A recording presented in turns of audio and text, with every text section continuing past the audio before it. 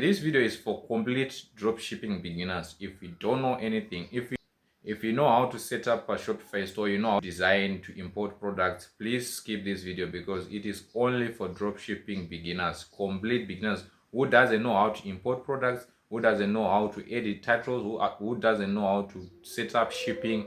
Those are the only people that I'm going to help in this video. So if you're a complete beginner and you don't know anything about dropshipping, you don't know where to start, you just been watching these videos, you're wondering if you can start, you can jump right into it and start making money dropshipping.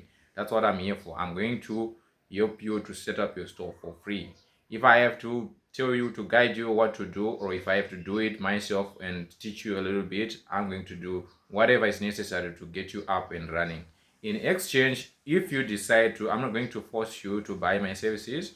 If you decide not to buy my service, that's fine. But if you want to accept credit or debit cards on your store, because this is a way you can collect payments from your customers. So I offer a payment gateway services, which is activating Shopify payments on your store, or will get you a Stripe account. You decide what you want.